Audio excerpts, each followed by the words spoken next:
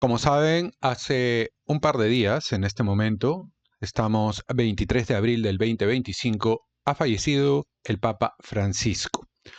A raíz de esto, creo que es interesante revisar su figura a la luz de su biografía, en este caso, la autobiografía del Papa Francisco, publicada hace pocos meses, si no me equivoco, en febrero o enero del 2025, y que nos puede dar luces para poder conocer los detalles de cómo se fue modelando su figura y su pensamiento en sus propias palabras y a través de sus recuerdos.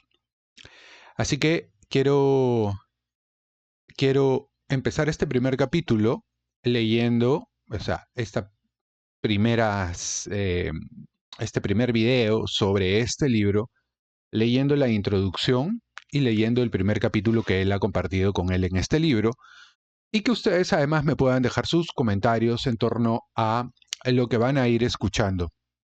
Es importante los comentarios, sus likes, para que yo pueda ir midiendo el gusto y el interés de la gente en este tipo de contenidos que son lecturas. Así que vamos con ello. Esta es la carátula.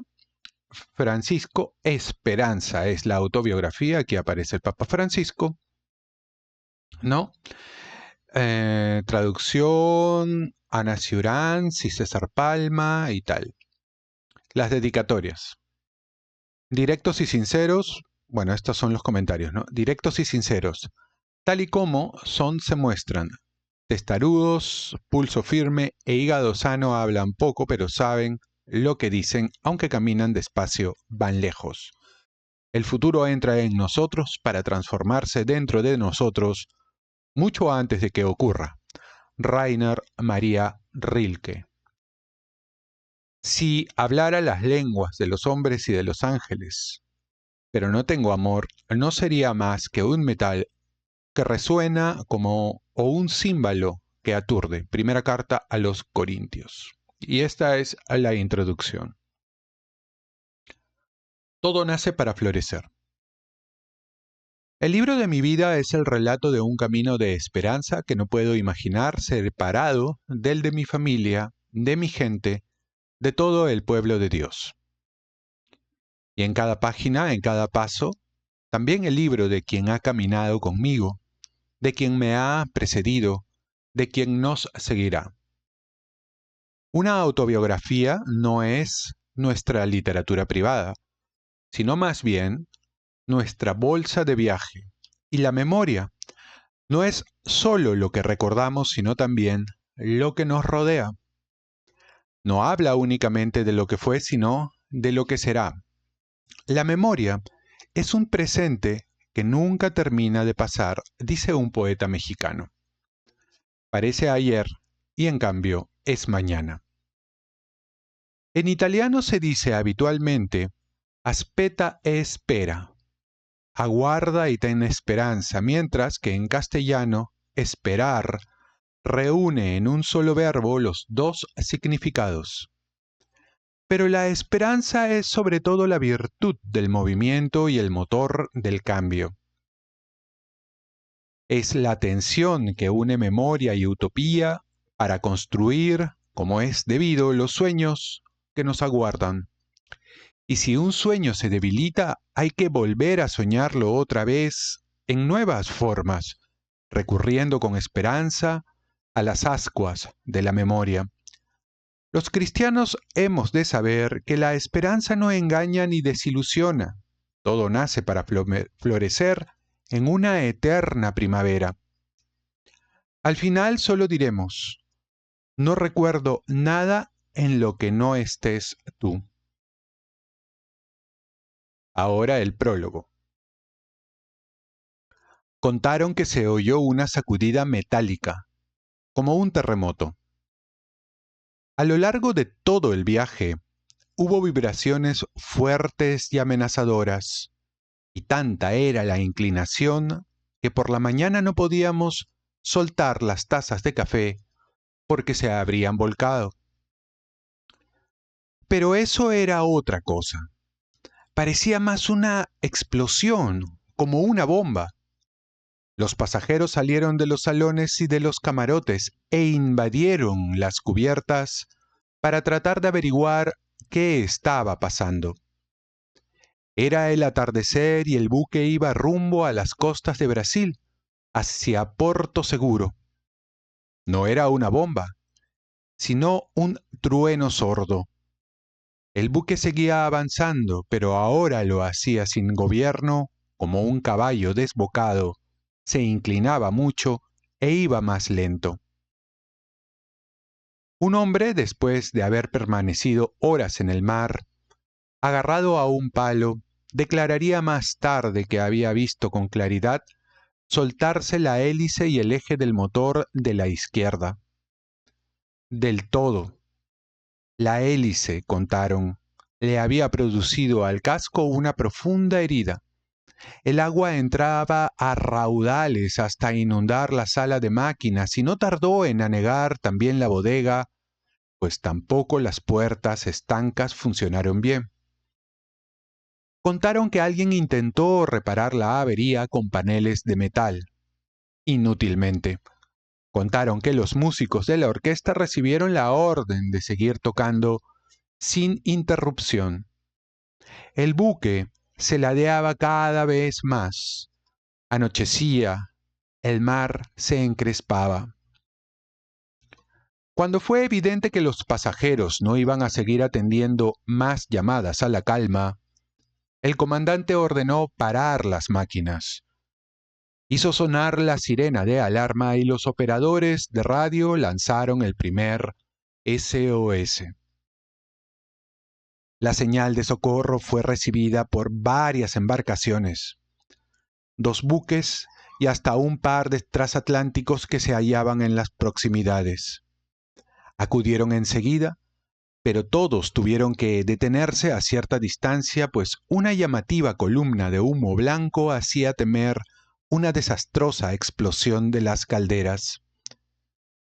Desde el puente con su megáfono, el comandante trataba de pedir, con creciente desesperación, calma, y coordinaba las operaciones de rescate, dando prioridad a mujeres y niños. Sin embargo, cuando se hizo de noche, una noche muy oscura de luna nueva, y además el suministro de energía eléctrica a bordo se interrumpió, la situación empeoró aún más. Bajaron los botes salvavidas, pero la inclinación del barco ya era enorme. Muchos cayeron de golpe, chocando contra el casco, otros estaban ruinosos y eran inservibles. Les entraba agua y los pasajeros tenían que achicar con sus sombreros. Y otros, tomados al asalto, se volcaron o se hundieron por el sobrepeso. Muchos hombres, artesanos o campesinos de los valles o de las llanuras, nunca habían visto el mar antes y no sabían nadar. Rezos y gritos se mezclaban. Cundió el pánico. Un buen número de pasajeros cayó o se lanzó al mar y se ahogó. Algunos, eso contaron, fueron vencidos por la desesperación y otros, como informó la prensa local, fueron devorados vivos por los tiburones. En ese alboroto las trifulcas eran innumerables, pero también los gestos de valor y de abnegación. Tras haber socorrido a docenas de personas, un joven, al que le habían dado un chaleco salvavidas, estaba esperando su turno para lanzarse al agua. Entonces vio a un anciano que no sabía nadar y que no había encontrado sitio en ninguna embarcación. Pedía ayuda. El muchacho le puso su chaleco salvavidas, se lanzó al mar con el anciano y trató de llegar al bote más próximo. Nadó con fuerza, cuando desde las olas se elevaron gritos cada vez más desesperados. ¡Tiburones! ¡Hay tiburones! Lo atacaron. Un compañero suyo logró subirlo a un bote, pero estaba gravemente herido. Poco después, murió. Cuando su historia fue contada por los supervivientes, Argentina se conmovió. En su país de nacimiento, en la provincia de Entre Ríos, a una escuela se le puso su nombre. Era hijo de un inmigrante piamontés y de una argentina y acababa de cumplir 21 años. Se llamaba Anacleto Bernardi. Mucho antes de la medianoche, el buque ya, completamente inundado de agua, se levantó verticalmente por la proa y con un último gemido estruendoso, casi bestial, se hundió a pique, hasta más de 1.400 metros de profundidad. Varios testigos coincidieron en afirmar que el comandante permaneció a bordo hasta el final e hizo que los componentes de la orquesta que todavía quedaban tocaran la marcha real. Su cuerpo nunca se halló. Justo antes de que el buque se hundiese, se oyeron muchos disparos, hechos, se dijo, por los oficiales que, después de hacer cuanto pudieron por los pasajeros, decidieron no enfrentarse al tormento del ahogamiento. Algunos botes lograron alcanzar los barcos que se encontraban cerca y junto con los procedentes de las otras embarcaciones que habían acudido, salvaron a varios centenares de personas. El rescate de los pocos supervivientes que trataban de mantenerse a flote como podían, siguió hasta altas horas de la noche. Unos buques brasileños que llegaron antes del amanecer al lugar de la tragedia ya no encontraron ningún superviviente. Aquel barco, de 150 metros de eslora, había sido a principios de siglo el orgullo de la marina mercante, el más prestigioso transatlántico de la flota italiana, en el que habían viajado personajes como Arturo Toscanini, Luigi Pirandello o Carlos Gardel, una leyenda del tango argentino. Pero aquellos tiempos ya habían quedado atrás. Entretanto, había habido una guerra mundial y la usura, el abandono y el escaso mantenimiento habían hecho el resto. Para entonces el barco era conocido como el Inestable, por las dudosas condiciones generales. Cuando partió rumbo a su último viaje, su propio comandante vio perplejo que transportaba a más de 1.200 pasajeros, en su mayoría emigrantes piamonteses, ligures y vénetos, pero también de las Marcas, de la Basilicata o de Calabria.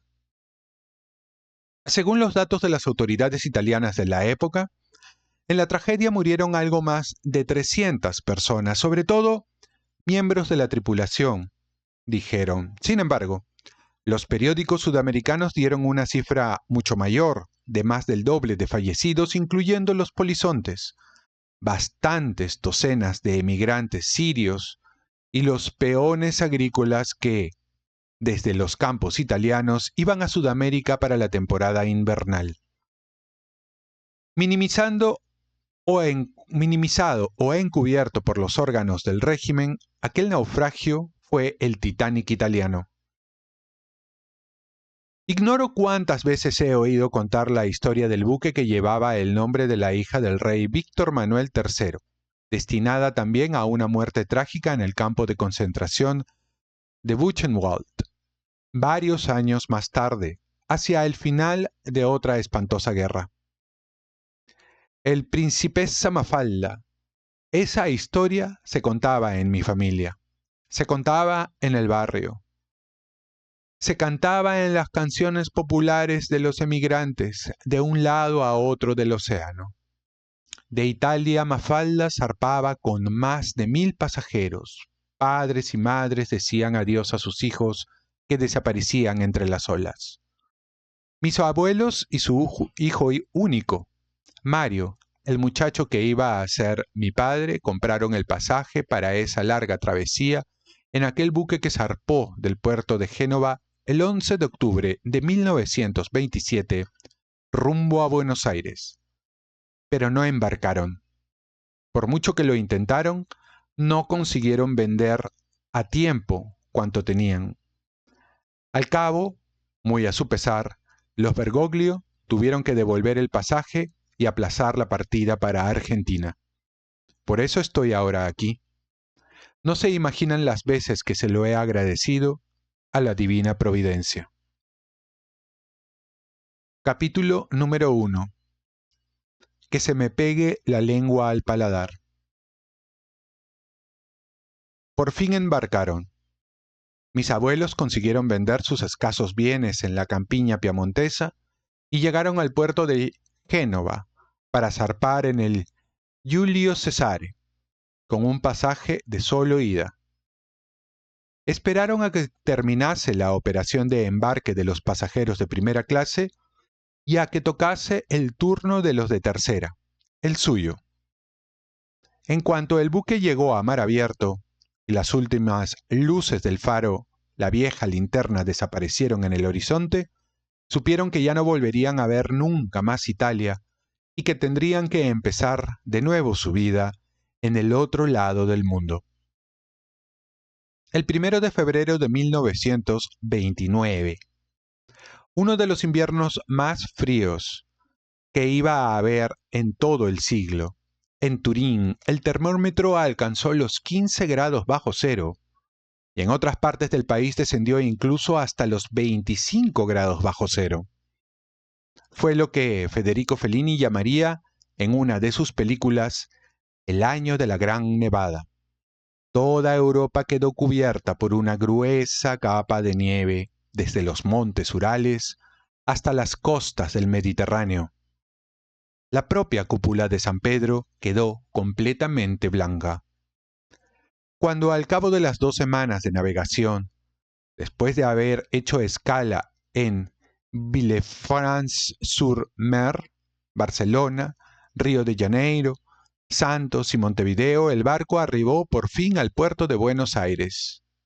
Mi abuela Rosa, a pesar de que hacía un calor húmedo de casi 30 grados, seguía con el grueso abrigo con el que había salido de Italia. Como era entonces costumbre, lo había adornado con un cuello de piel de zorro y ahí, en un forro interno entre la piel y la seda, había cosido todas sus posesiones, todas sus riquezas.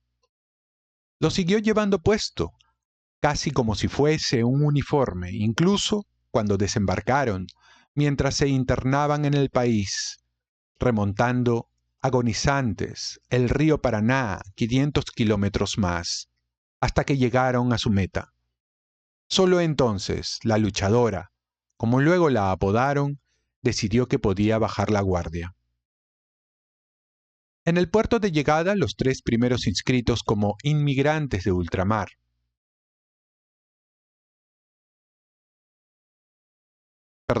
En el puerto de llegada, los 3 fueron inscritos como inmigrantes de ultramar. El abuelo Giovanni, que, tras ser campesino, había conseguido abrir una cafetería-pastelería, figuró como comerciante. Su esposa Rosa, como casera, ama de casa, y su hijo Mario, mi padre, que con gran satisfacción de sus padres había sacado el título de contable, como contador. Una multitud había partido con ellos ese largo viaje de esperanza.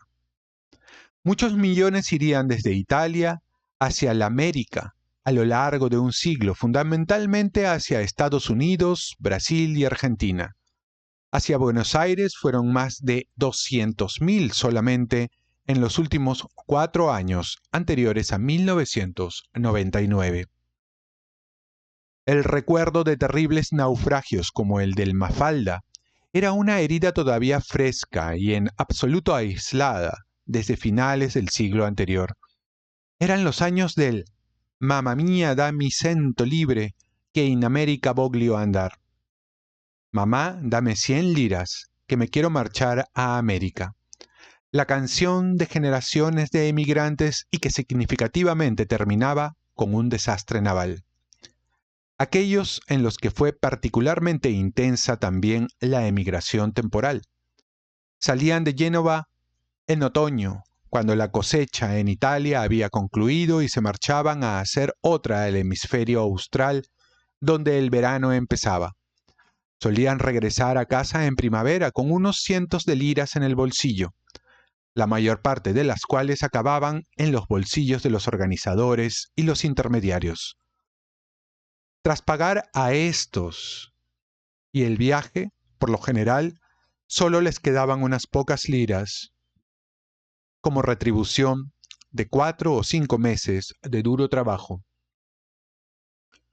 Pero también la muerte durante la travesía era compañera indeseable y no infrecuente. Perecieron 50 personas de hambre y desnutrición en los barcos Mateo Bruso y Carlos Raggio, que en 1888 zarparon de Génova rumbo a Brasil. Unos 20 pasajeros por asfixia en el Frisca. En 1893, tras embarcarse en el remo, los emigrantes se dieron cuenta de que los pasajes vendidos duplicaban las plazas con las que contaba el buque y el cólera estalló. Los muertos fueron arrojados al mar. El número de pasajeros no hacía más que disminuir todos los días y al final no fue siquiera aceptado en el puerto. Después se produjo el naufragio del Sirio, en el que 500 emigrantes italianos que iban a Buenos Aires perdieron la vida. En las canciones populares, tanto en las colinas de Piamonte como en las teclas de los acordeones de los barrios argentinos, la historia de esas tragedias se fusionaba y se mezclaba. El sirio se convertía en el Mafalda y viceversa. Nuevas palabras se adaptaban a la misma música melancólica. Aquí en la pantalla aparece una ilustración de uno de los naufragios a los que hace referencia el Papa Francisco. En este caso se trata del naufragio del Sirio. El Sirio, el Frisca, el Mafalda, aquellas tragedias se fusionaban y mezclaban. Sin embargo, el viaje se seguía emprendiendo, sobre todo por pobreza, a veces por rabia, por cambiar el destino, por escapar de la tragedia de una guerra mundial, tanto de la primera como de la segunda, que ya se anunciaba para librarse del servicio militar o después de haber visto la muerte de cerca, para reunir a la familia, para no sufrir más calamidades, para buscar mejores condiciones de vida. No es una historia nueva, es de ayer tanto como de hoy. Peor que como estaba no podré estar. A lo sumo me tocaría sufrir el hambre allí abajo como lo sufría en casa. Dicchio ben, dice un emigrante en la obra En el océano, de Edmondo de Amicis, otro piamontés, el autor de Corazón.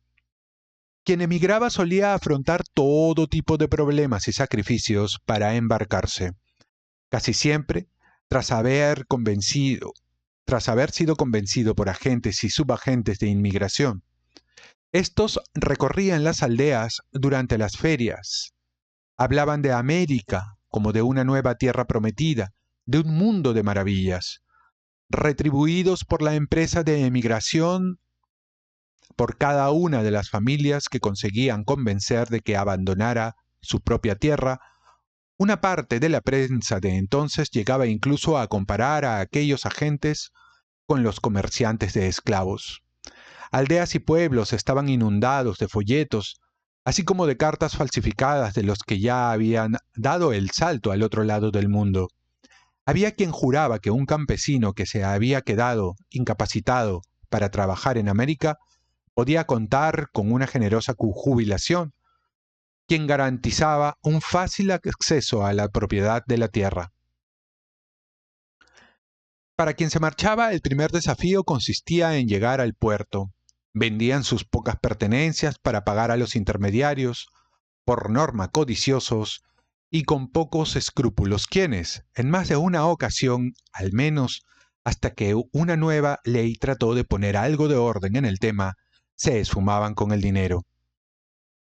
El camino para llegar al puerto era un peregrinaje de una sola persona, en otras ocasiones de la familia, en otras incluso de toda la comunidad. Caminaban como en procesión, todos juntos al sonido de las campanas que a veces llevaban luego consigo en los barcos. Como a menudo tardaban varios días en embarcar, acampaban en el muelle. Algunos no llegaron nunca a la tierra anhelada porque el océano los rechazó o se los tragó. En cambio, Los muchísimos que sí lo consiguieron y desembarcaron en Buenos Aires se encontraron entonces ante una realidad triste y dura, como una bofetada, la del Hotel de Inmigrantes, un enorme barracón donde tras ser examinados por un médico, registrados y desinfectados, podían permanecer no más de 5 años, el plazo de tiempo que tenían para encontrar trabajo en la ciudad o en el campo. Así lo contó a principios del siglo XX un gran corresponsal del Corriere della Sera. En estos 3 últimos días han llegado 3.800 migrantes, gran parte de los cuales son compatriotas nuestros.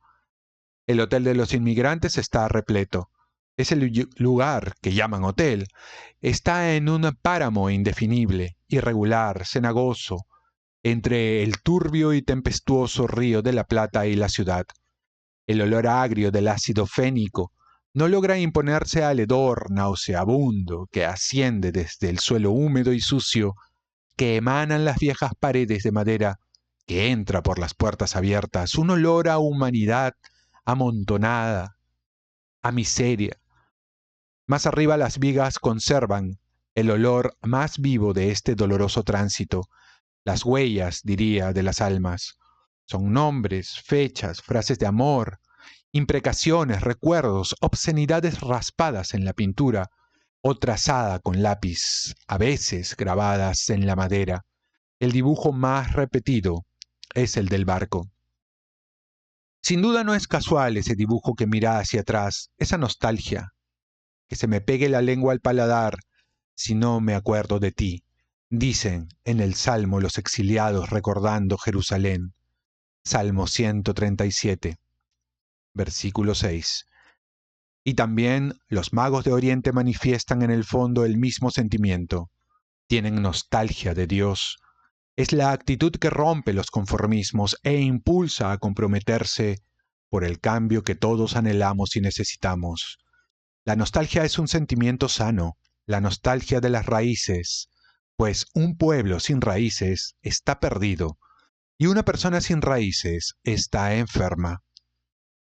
De ellas se toma la fuerza para avanzar, para dar fruto, para florecer, como dice un poeta argentino, Francisco Luis Bernardés.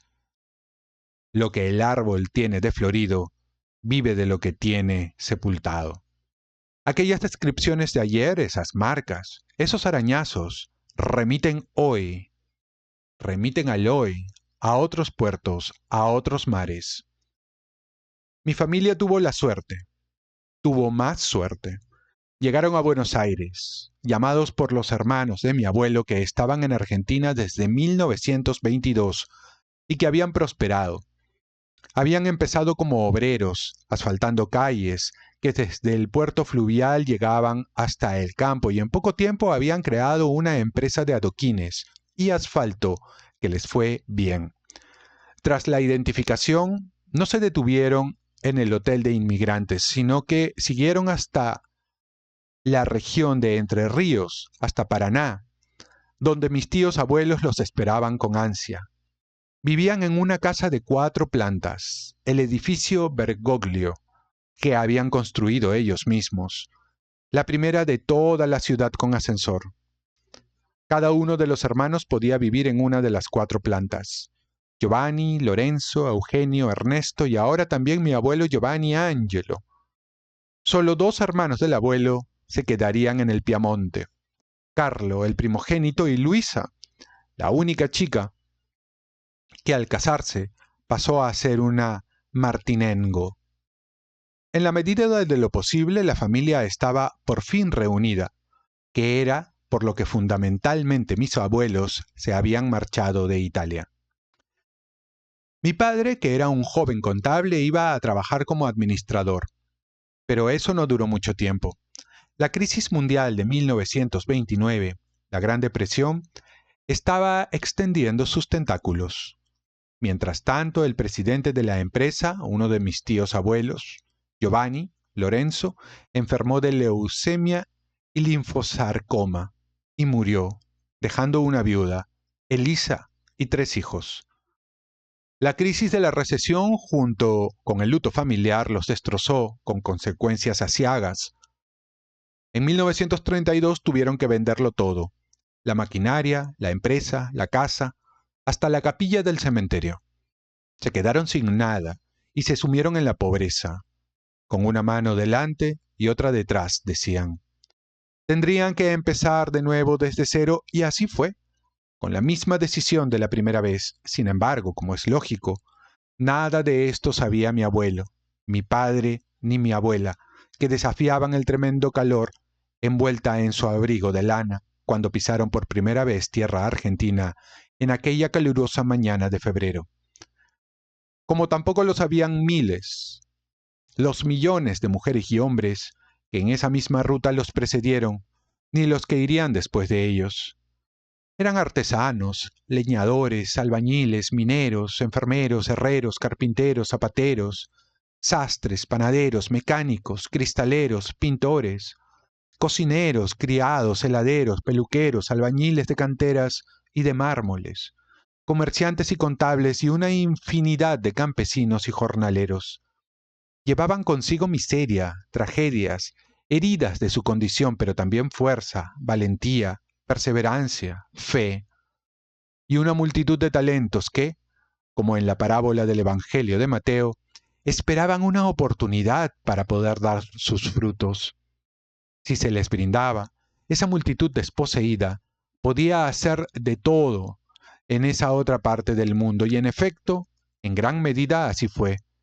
Gente libre y testaruda, raza nostrana libera et testarda, como en un hermoso y desgarrador poema de Nino Costa, uno de los mayores poetas piamonteses de la época, que murió de tristeza por el asesinato de su hijo, joven partisano de 19 años, y que la abuela Rosa me hizo aprender de memoria siendo yo niño, en dialecto.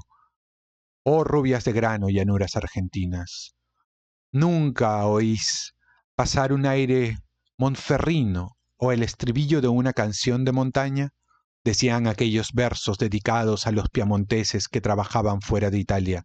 A veces aquellos hombres y aquellas mujeres regresaban y con el dinero que han ahorrado pueden comprar una casita o un trozo de tierra y entonces crían a sus hijas. Otras, una fiebre o una enfermedad laboral los clava en una triste tumba, perdida en un camposanto extranjero, un Camp Saint-Forestier. También por eso, al cabo de muchos años, en mi primer viaje como pontífice fuera del Vaticano, creí que tenía que ir a Lampedusa, la minúscula isla del Mediterráneo que se ha convertido en puesto avanzado de esperanza y solidaridad, pero también en el símbolo de las contradicciones y de la tragedia de las migraciones, y en el cementerio marino de demasiadas muertes. Cuando pocas semanas antes conocí la noticia de un nuevo naufragio, pensé una y otra vez en ello. Era como una espina en el corazón que causa sufrimiento. El viaje no estaba programado, pero tenía que ir. Yo también había nacido en una familia de emigrantes. Mi padre, mi abuelo, mi abuela, como tantos otros italianos, se habían ido a Argentina y habían conocido el destino de quien se queda sin nada. Yo también podría haber conocido el destino del que se queda sin nada. Yo también podría estar entre los descartados de hoy. De ahí que mi corazón albergue siempre una pregunta: ¿por qué ellos y no yo?